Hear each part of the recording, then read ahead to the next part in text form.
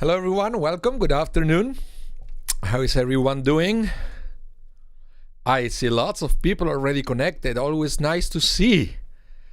So, hi Karen. Oh, so nice. You have your grandson every Thursday and Friday for a while. That's amazing. That's amazing. What a blessing. What a blessing. Philly Slaveman, hello. Alain, welcome. Andrea, welcome. Michael Legoff, welcome. That one that it says restream.io, it's me. I don't know why I go out with that name. It's I don't know. It's the software we use. Hello, Priscilla. Welcome. I guess you're here until your next patient. Is that correct? Yeah, you said before I had a chance to say it. Hello, Sarah Aronson. Well, nice to see you. Welcome. Welcome, everyone. We are going to study Parshat Vaetchanan. It's this week's Parsha. And it's not just a simple Parsha. Yes, we are reading the second portion of the book of Deuteronomy, but also the Shabbat has a special name. It's called Shabbat Nachamu, which means the Shabbat of comfort. I'm going to explain in a minute why it's called like that. And then we also have Tu Ve'av. That's the date of Saturday. And according to the rabbis, this is day of love. It's the equivalent of some Valentine's Day in Judaism. It used to be a date back at the time of the temple where people will date. It was a chance for single people to meet other people. Very cool. And we kind of observe it every year. It's called Tu Be'av. We are going to have a special song this Saturday that I'm going to be singing, God willing, with Leslie Emery, our new cantor. So don't miss it this Saturday with service at 10 a.m. Let's see who else is here. I'm trying to pronounce the name correctly. Is it Lisan? Not good at pronouncing names. I apologize in advance. Jerome Fomin, I know how to pronounce that one. Good to see you, Jerome. Judy Shorak, welcome. Good afternoon to you too. And Dr. Debbie Pollack. Shalom to you. Lisan, yes. Okay, great. Whew. I got one right. Okay, so yeah, three things this Shabbat. Vaetchanan, Nachamu, and Tu Ve'av. So it's called Nachamu, Shabbat Nachamu, because it's the first Shabbat after Tisha B'Av. Tisha B'Av, the saddest day of the Jewish calendar, destruction of the first and second temple, and we also commemorate so many other tragedies that, according to the rabbis, happened on Tisha B'Av. Not a good feeling. Not a good feeling. But the thing is, right after Tisha B'Av, we usually start the process of introspection in preparation for the high holidays. Yeah, I know. I say it and I start shaking because there are 7 weeks in between Tisha B'Av and Rosh Hashanah. Only 7 weeks. So we start a countdown. So in order to help us to achieve that mindset that we need to prepare for the high holidays, in between Tisha B'Av and Rosh Hashanah, we have what is called the 7 Haftarot of consolation. Before Tisha B'Av, there were 3 Haftarot of rebuke. See, they were the prophets saying, "You've been bad." But now, after Tisha B'Av, 7 Haftarot of consolation, just to feel good. They are feeling good Haftarot. Text from the prophets to make us feel good, to change our mindset so we can prepare for the high holidays. Because if you stay with the feeling of rebuke that came before Tisha B'Av, that's not the best way to face the Yamim Noraim, the high holidays. You may think that God is in the punishment business. You may feel that God is in the condemnation business. And that's not the case at all. God is in the forgiving business. God is in the uplifting business. God is in the comforting business. So don't miss every opportunity we have, every Shabbat from now until Rosh Hashanah, to feel good, to have a different understanding of God, so we can prepare for the high holidays with a positive mindset. So lots of things going on this Shabbat. Hello, Mary Nathan. Welcome. So let's go into the first text that I have for you today, and you're gonna see it's there you go. Lots to do with memory today, with the concept of memory in Judaism, which all know is very important, to the point that we have usually, when the Torah or the Bible in general makes reference to memory, to remember, we have two words. One is remember, zachor, and the other one is don't forget. And the rabbi said they are not synonyms, even though sometimes in English we use it, or in Hebrew as well, I would say it, lo tishkach or zachor. We use one or the other. We believe it means the same, right? Don't forget or remember. And sometimes we even use both together. I always tell the same story. When, let's say, my wife asked me to go to the store, and she said, "Oh, remember to buy the cream. Don't forget." Remember, don't forget. So why do we need both? Well, because there are certain things in Judaism, I guess in life in general also, that they're very important. So we have to remember. But sometimes you have to help memory. So that's why we add the don't forget. And I will tell you what happened when somebody said, remember. I said, yeah, okay, remember. I think about it. Don't forget. Okay, that's when I write it down, to be sure that I will remember. Judaism is the same. We have the commandments, remember. But we also have rituals to help us so we won't forget to remember. So remember is passive. Don't forget is active, in the sense that we are doing something to be sure we are helping memory. So we need both. We need to remember, but we also need to don't forget, to do something to be sure that we will remember when it's necessary to remember. Okay? So with that in mind, keep that thought here. Remember, don't forget. Keep that thought, and let's read together this text. This week's parsha, Book of Deuteronomy. Remember, Book of Deuteronomy, very long speech from Moses before he will die. It says like this: "But take care and watch yourself closely, so as not to forget," you see, not to forget, "the things that your eyes have seen, not let them slip from your mind all the days of your life, and make them known to your children and your grandchildren. Remember the day you stood before the Lord your God at Horeb, when the Lord said to me," to Moses, to me, "assemble the people to me, that I may let them hear my word, so they may learn to fear me all the days they live on the earth, and that they may teach their children.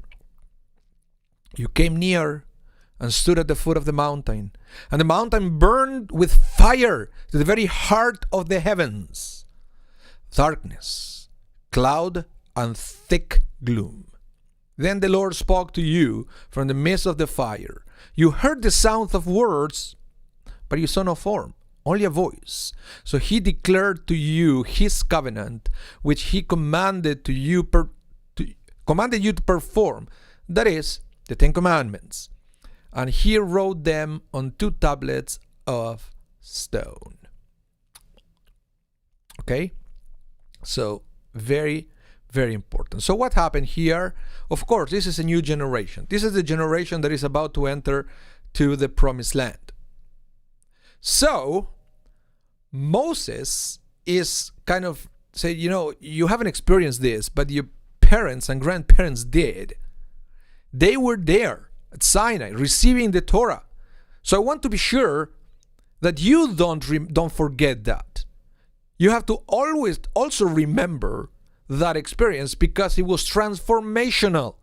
It transformed the essence of the Jewish nation.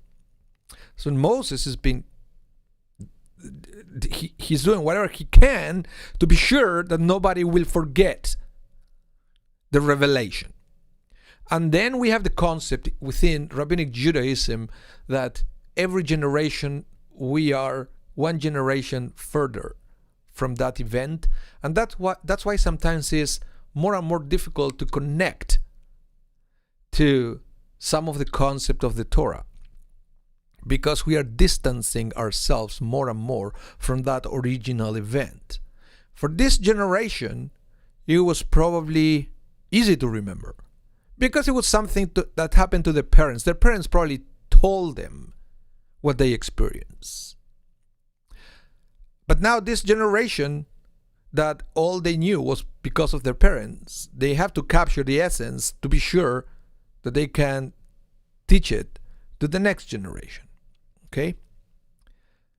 But this happens to us all the time. I think of something, for example, like the Holocaust, that we didn't experience this. I didn't. I was born a generation after, or maybe 2 generations after. But I heard the stories from survivors. I do my best to talk about this to my son, but you know what I mean? It's not the same. I wasn't there. So I try to capture the essence of the Holocaust the best I can. I remember. I do whatever I can not to forget, so I can pass it to the next generation. But then it is a fact. Every generation is more difficult to connect to the original event, especially when you don't have anybody who actually witnessed that anymore. So we have that challenge for something like the Holocaust and many other things in life. The Torah, one thing. So Judaism was quite successful to find ways and rituals to remember what happened, so every generation will have an opportunity to connect to that original event. But Moses is trying desperately to make us understand that, and how important it is to use the memory properly so we can preserve all these important things. Yeah. Sarah Aronson, you say, let me see what you say here, we reached spiritual maturity in our 50 days in the desert. Actually, 40 years in the desert. They were already 40 years in the desert. This is a new generation. The generation who left Egypt is already dead because of the, as a punishment for the 12 spies. Remember, when they came back, 10 of them, they said it's impossible. Big revolt. They failed. So that was the punishment for that generation. But again, very, very important to preserve these things. So let's talk a little bit about memory here. And I brought for you this beautiful text from Pirkei Avot. Remember, Pirkei Avot, one of the books of the Mishnah. Mishnah is a compilation of books containing the core of the oral law. And that is something that we believe. We are rabbinic Jews. In the sense, we believe that God revealed the written Torah, the one we read every 4 times a week, actually, in the synagogue. That is the written Torah, but we also have an oral Torah. God explained orally to Moses how to understand that Torah. Eventually, all that information was passed from generation to generation, orally, never written down, until eventually it was written in what we call today the Mishnah. Mishnah eventually was discussed and challenged, and all that discussion was recorded into what we call the Gemara. Then you put together the Mishnah and the Gemara, you have the Talmud. Okay?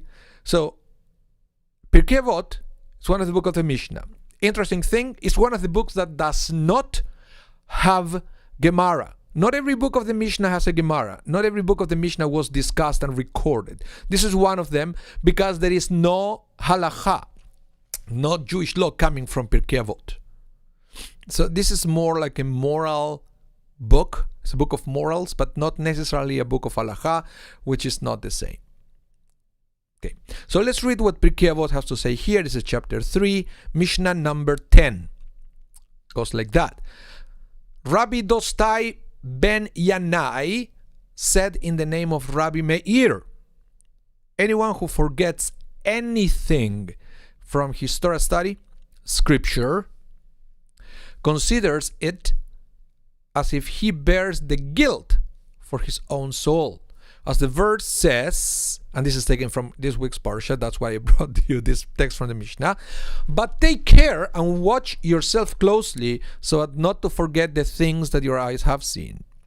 One might think this applies even if his studies were too difficult for him. The verse therefore continues, nor to let them slip from your mind all the days of your life. Thus, a person is not guilty unless he deliberately puts those lessons away from his heart. So in other words, what this text is saying is you have the obligation to remember.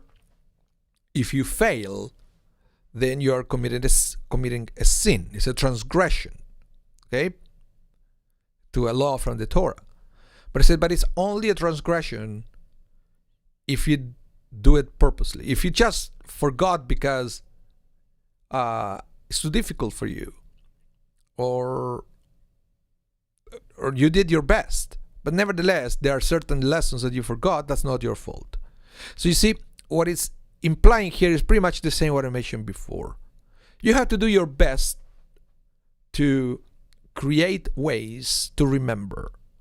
It doesn't mean that you're going to succeed every single time. Sometimes you're going to try, you're going to take notes, you're going to organize your material, but you're going to forget. It happens here. You guys come in week after week. Good for you. It's great that we studied together, but I'm pretty sure there are many things that I mentioned in the past that you don't remember.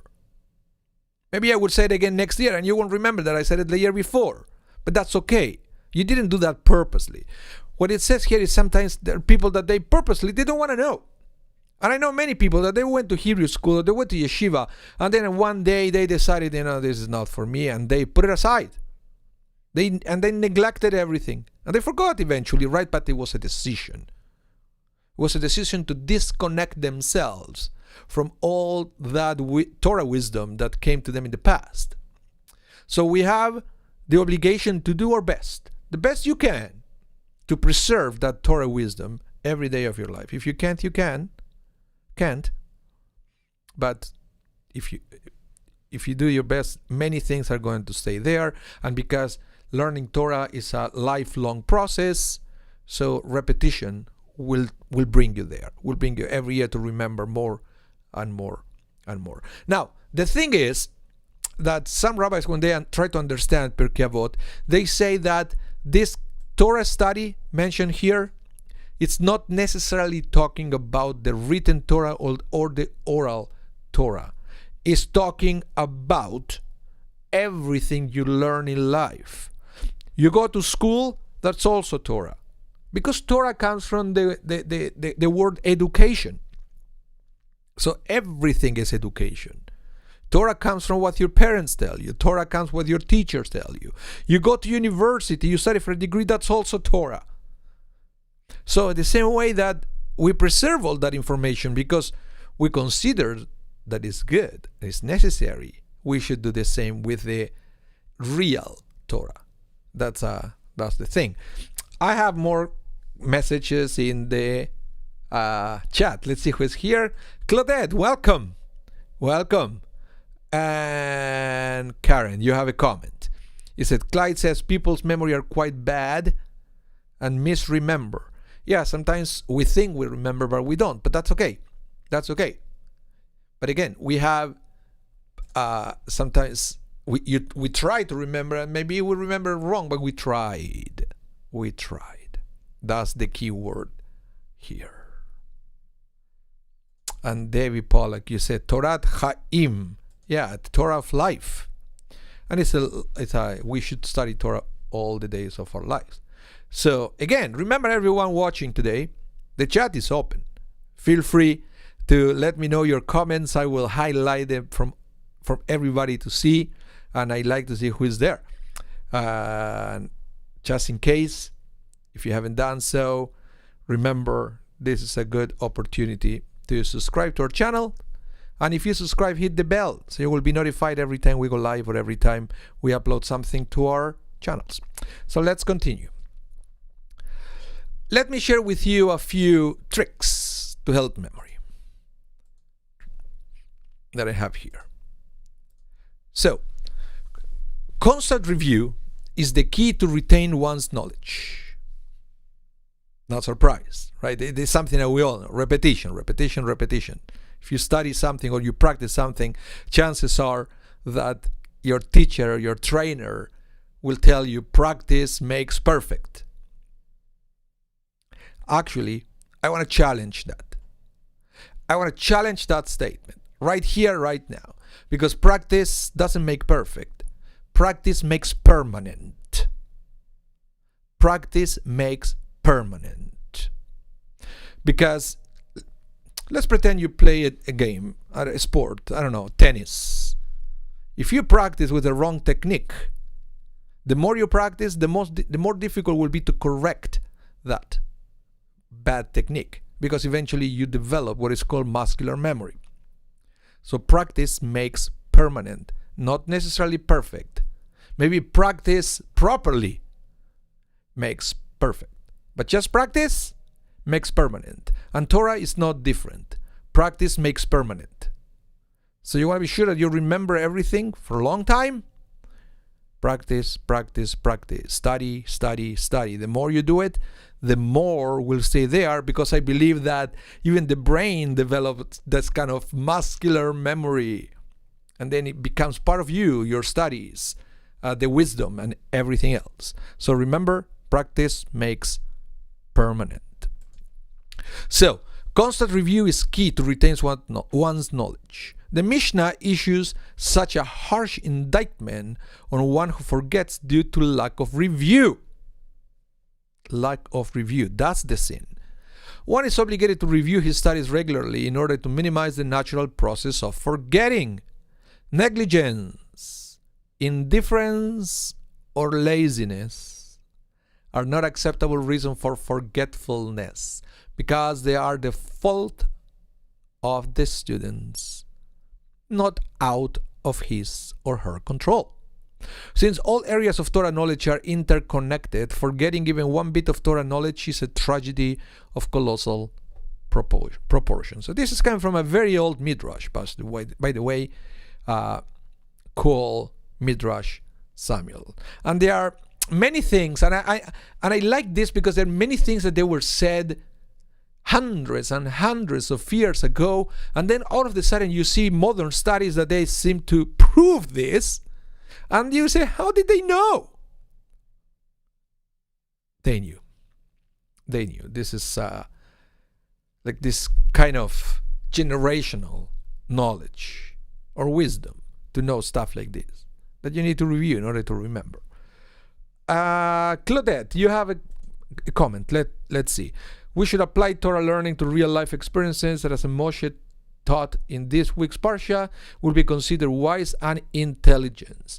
Yes, that's another way to retain, when it's not just studying, passive studying, but as soon as you learn something new, you use it.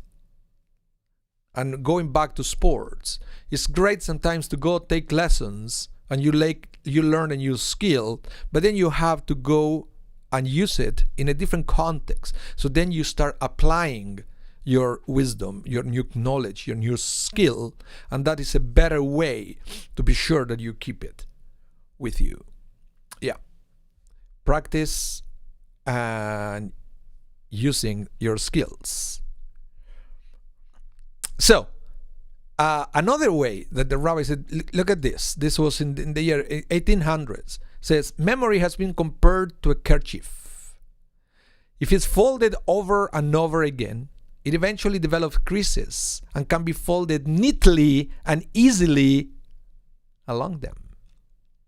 Similarly, even someone who was born with a weak memory can, by means of incessant review and self-discipline, organize and strengthen his memory so that everything he learns fall into place in his mind. And this is also, I don't know how many of you had ever tried to improve your memory. And one of the things that you will learn, there were cases, what's the name of this guy? You can Google people with exceptional memories, and they will tell you what they do is they organize their brains into sections. One trick is, for example, to use your home, and then you imagine that you're putting things into different places of your home, and then you mentally walk around, and then you're going to find all those pieces of information. It's great the way that can help memory. Sometimes I use it to memorize sermons, stuff like that. I use other words that rhyme with the concept that I want to use. So there are ways to improve memory, but they're all related to organization within or inside your brain. Yeah.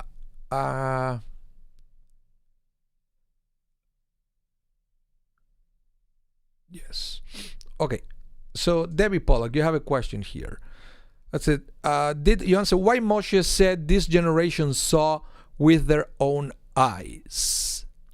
Well, it's interesting because they didn't really experience things directly, but it came through the previous generation, and it was attributed like they actually experienced it themselves. But yeah, it's a great question. Why that kind of language? And I don't think I have 100% answer for that one. Okay? So, let's continue. And then the thing with being mindful of your memory is depends where you are in life, or what you do for a living, or what is expected from you. Memory might be more or less important. Like, for example, let me give you this example that Rabbi Bertenura was saying. He said, due to lack of review, one might inadvertently issue an incorrect ruling, which will cause others to sin. Even though this is unintentional, he bears guilt for his soul, since he could have prevented it by reviewing it. You see, this is the thing, and again, the rabbis bring it always in the context of Torah, but this could be applied, take it as a general principle. This general principle could be applied to virtually everything in life. Which I don't know, you see, I don't know what you do for a living, but I'm pretty sure that there are certain pieces of information that are crucial for a good outcome at your workplace. I think, for example, if you're a doctor, God forbid you forget something very important that it could be literally a matter of life and death. If you need to medicate and you don't remember your lessons on chemistry and medicine, you have a problem. So it's not uncommon in a certain profession. They have what is called the continuous education. So they will never forget, and they will be always up to date with the latest trends, which most of the time also includes old stuff. But in order to get engaged in this continuous education, you can be sure that all that information will stay fresh whenever you need it. So this is something very important. Yeah, Debbie Pollock, Dr. Debbie Pollock, she's an MD, so she knows what I'm talking about, right? Yeah, absolutely. Thank you, Debbie. So let's continue. Let's continue. Now, it says, the things your eyes have seen cannot be referring to the great miracles that are witnessed by the Israelites in the desert. So the injunction will be addressed only to that generation, but not to the later ones who did not witness those events. This is your answer, Debbie. It must therefore refer to concept perceived by the eye of the mind, namely one's Torah knowledge. Okay? Now, there is another thing I remember right now. You see, this is another cool thing, because sometimes you are studying one thing and then all of a sudden you remember an old piece of information that was forgotten. What I learned many years ago is that every Jewish soul was actually present at Sinai. The souls of the people actually physically standing there, and every future soul already existed and witnessed that event. So each one of us, we experience it. The only problem is we don't remember it because we are limited by our bodies. So whenever a soul gets inside a body, immediately we are limited and we cannot connect ourselves with that infinite wisdom that we have, but we can't grasp because we are disconnected by our human body. You see, I just remember another teaching that I learned at seminary. Let's see. We have more comments here. It says,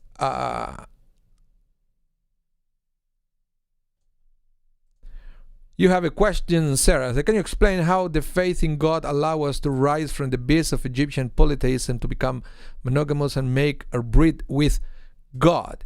Well, I will say that sometimes what I believe is the proof is in the pudding. Judaism is not just a religion, because religion, I take it as a way to connect to a deity, right? It's much more. Once you become a Jew, fully invested Jew, you realize that the Torah is a whole system to make our lives better. And I'm sorry that sometimes we forget that. And we believe that the Torah is a bunch of prohibitions, that all it does is to limit ourselves, right? And so it's, and that's why it was the faith in God, but it was also the wisdom encapsulated in the Torah, that once people in generation after generation started to apply that wisdom to their own lives, they realized, oh, this makes sense, this makes my life better, this brings meaning to my life. Like, let's compare just a little bit with Egyptian culture, that it was so focused on death. In fact, some people, look at the pharaohs, they were preparing their tombs pretty much from the day that they access to the throne. And I think about myself, what kind of life is that? That you live, that everything is about to preparing your grave. I believe Judaism, because one of the things that we learn is how much life-centered is as a religion. And like that, many other things. So when you realize that it makes sense and brings wisdom that you can actually use in your life, then it's a whole new story. Yeah, Claudette, you say here, you see, Judaism is a way of life. Yeah, it's not just about believing in God. It's a way of life with many other things. And Sarah, you answer, the following Torah wisdom creates beautiful life for you. It's a complete and dedicated lifestyle. Yes, it is. And I'm so sorry that sometimes it gets misunderstood and we have extremisms that, if you ask me, they are actually moving away from the ideal of the Torah, which is to bring hope and unity and to make this world a better world. Yeah. And then Jerome, I had to, Jerome, highlight your message. I love this one. Is a pharmacist have to retest every year for new drugs. Yeah. Can you imagine we have to do that with Judaism? Retesting the bar mitzvah every year to see if they remember what they learned. That would be funny. I don't want to be the one doing that. Wouldn't go well. But again, yeah, I'm rebuking you that you're the one guys who are studying. So good for you. Good for you. You're the one who are actually doing something so you won't forget. So I want to commend you for that. Yeah. It's like the old story, right, of like rabbis complaining to the congregation for the people who don't come to services. They say, are you kidding me? You're telling to the people who actually come to synagogue. So that's why I never do that. Never do that. Let's continue. Another story. This is a beautiful one. Listen. a disciple one asked the Chidushei Arim, and this is Rabbi Yitzchak Meir Rothenberg Alter, the first Rebbe of Ger, so for advice on how to remember the Torah study. Have you asked yourself the same? How can I remember my Torah study? Well, let's keep reading. The Rebbe asked him in return, did you ever forget how to eat? Did you ever put a spoonful of food into your ear instead of into your mouth? No. Why not? Because your life depends on eating, and no one can forget an essential life process. Similarly, when a person comes to the realization that the Torah is actually keeping him alive, he never forgets a word of his life-giving studies. Thus, King David said, I will never forget your orders, for with them you keep me alive. In a mystical sense, one's Torah insights are an expression of how the Word of God filters through our souls. One who develops a new idea in Torah gives expression and life to his own soul. Hence, if he forgets anything of his own Torah learning, he is deemed guilty for his own soul, for he has extinguished one of its sparks. So the thing we have to understand, as the rabbis also say, that when we are born into this world, there is an angel that taught us the entire Torah. So we come to this world knowing everything. And then is the midrash that before we are born, the angel touches our lip and we forget everything. In fact, the rabbi said that's why we have this thing here under the nose. You see the mark? I don't know. It has a name, but I can't remember the name of this part of the lip. And that is called, sometimes we call it the finger of the angel. It's a reminder that we used to know the entire Torah and now we don't. But you see, it's not that we don't know it, we forgot it. Every time you study Torah, you're not learning anything new. You're remembering something that you always knew. So you finally reconnected with that information. So you forget it again, then you're going back, you're regressing to a place that we don't want to be. Because we were already like that when we were born. And then little by little, we started to reconnect with all that wisdom that we always had. That's why the rabbi said we feel such joy when we study Torah, because it's the same joy you feel when you find something that you thought it was lost. We have this special kind of joy, and that's this joy of Torah studying. Because we are remembering things that we always knew, but just couldn't remember. Okay? And that's why we don't want to affect our soul by forgetting Torah once again. So the more we study, the more we reconnect with that wisdom that is already inside of us. We just need to find ways to tap into that information. Sometimes it gets elusive. Now, very good question, Andrea. Does this apply to people converting to Judaism? You see, the rabbis say that everybody who converts to Judaism has already a Jewish soul. That for some reason that soul ended up in a body that was not Jewish, but not that soul. It's been pushing the person ever since into finding its way back into Judaism. So every convert to Judaism, we believe that soul was already at Sinai. So you already have that information inside yourself. But hey, if you want to know more about this, by the way, we are starting with a new Choosing Judaism class in September. That is, it's not just a conversion class. Many of the people taking the class are doing it because of conversion, but it's open to everyone who would like to take these classes. It's over Zoom, and we go all over this concept in depth. There is more talking about this thing. So if you want to do that, check our website or call the office. Everybody can register. Jews who wants to basically increase their knowledge in Judaism, non-Jews who wants to know more about Judaism and they want to know more about Judaism from a rabbi, and also people who wants to convert to Judaism. It's open to everyone. We are starting in September. So you still have a few weeks to register if you want. But yes, we are going to study more about that. Okay, so let's continue. Sarah, you said we love to share our faith with others. Yeah, we don't go around knocking doors, and say, do you want to become Jewish? We don't do that. But Judaism is open for everyone who wants to embrace the Jewish lifestyle. It's open for everyone. So, going back to memory, this is the interesting thing, and I want to share with you this next text that I want to show you, that memory is great, but not always.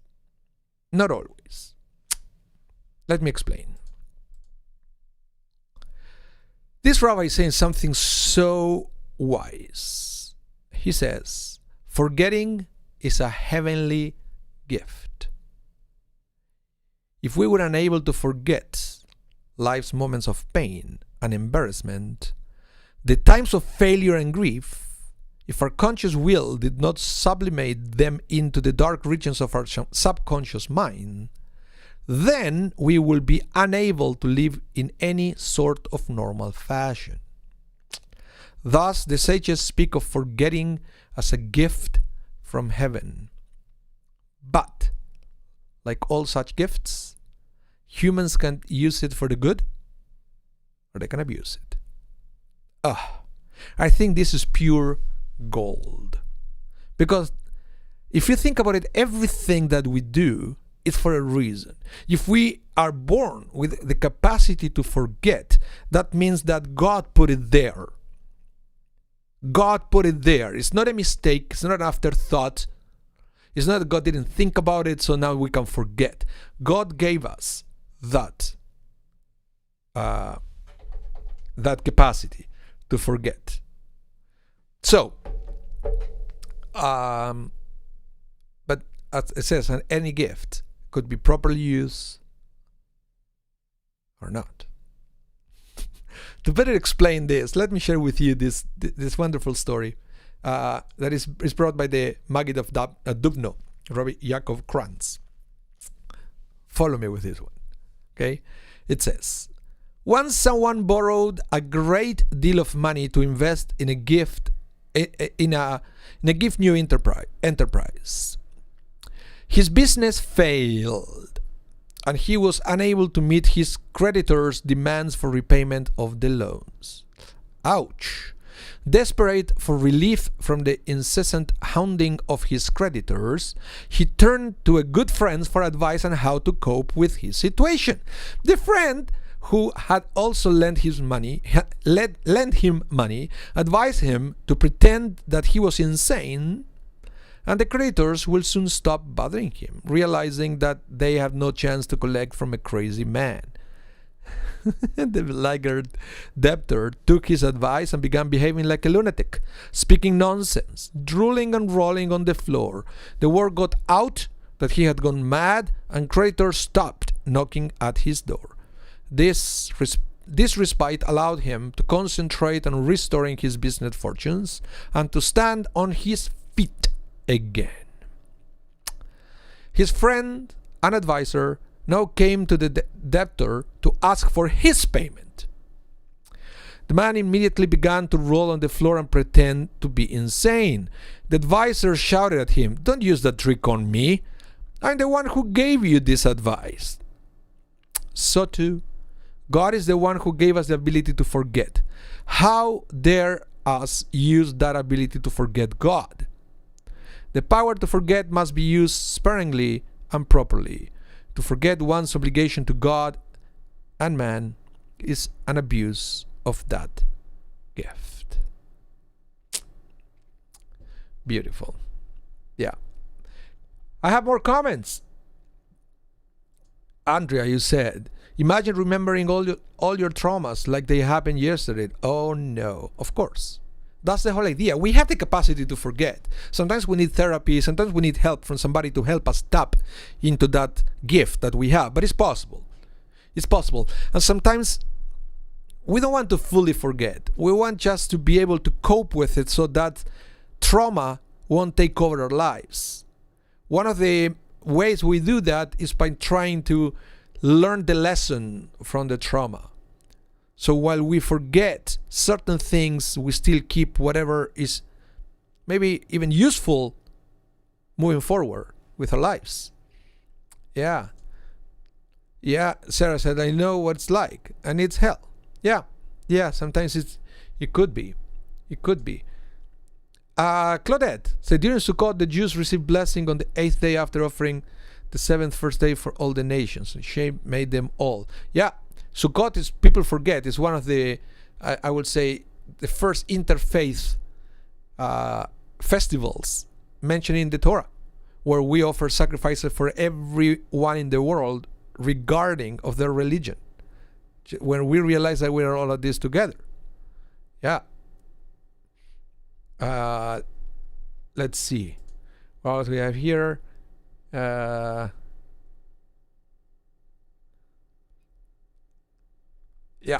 okay, so let's continue with this. Oh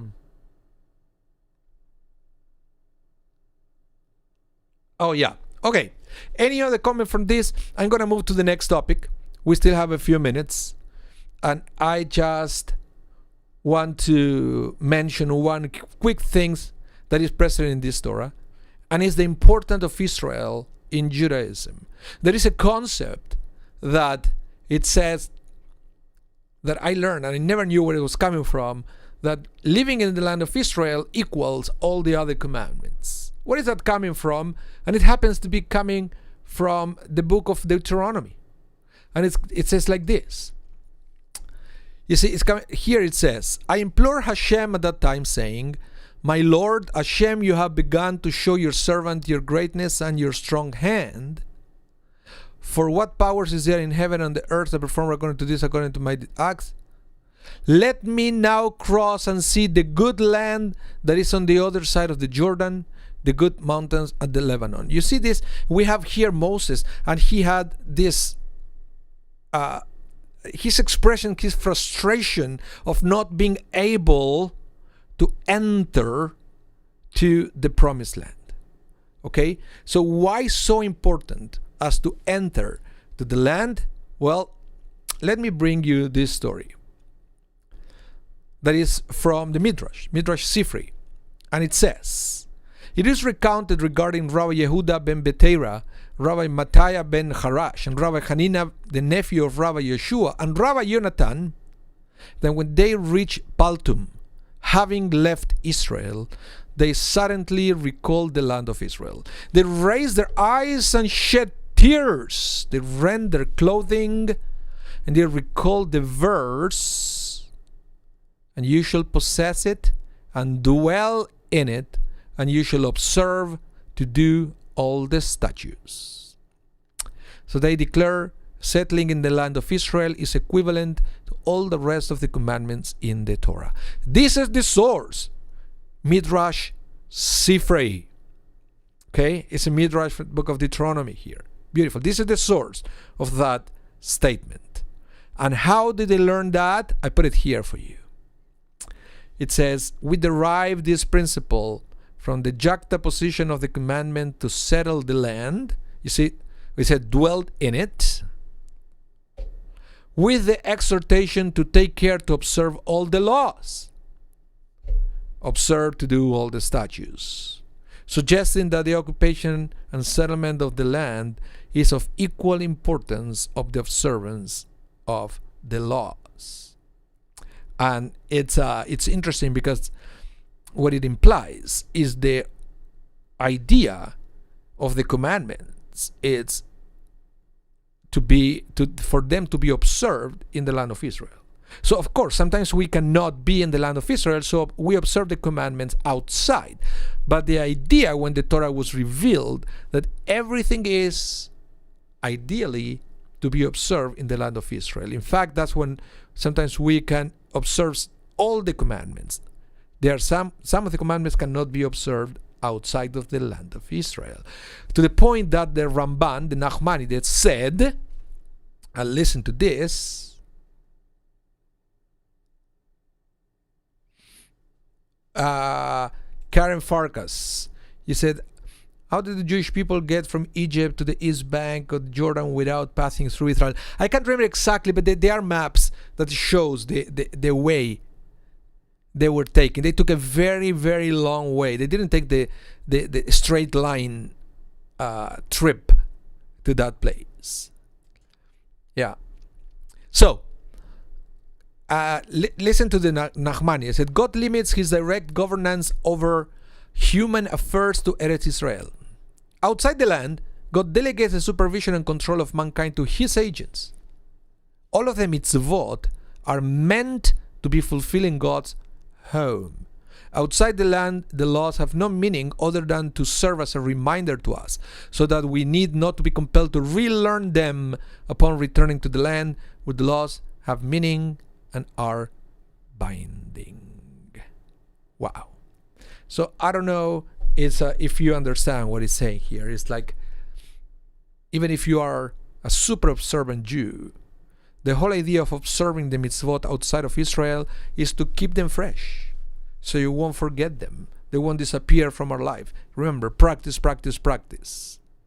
So eventually, when the Messiah comes and we go all to Israel, you don't have to go and relearn everything. You already know it, and then you can perform it in the place that it meant to be for the Jewish people. So that's the whole idea of the quote. So this is what I wanted to share with you this morning. Yeah. Michael Legov, you said, back to work. Won't forget today's lesson. I will try to remember that Rambam said on Leviticus. Thank you again. Okay, thank you, Michael. Great to have you there. And thank you everyone for being here. Thank you. It's great to have you here week after week studying Torah. And remember, this Saturday is Tu B'Av, the Day of Love in Judaism. We have a special song that we prepare with Leslie Emery, and we may even have somebody playing the hand drums. I don't know. You have to come Saturday to discover that. It's going to be 10 a.m. services on Saturday morning. Okay, and again, another Torah L'Chaim next Thursday at noon. Have a wonderful day. Stay safe, and hope to see you soon. Bye, everyone. Have a wonderful day.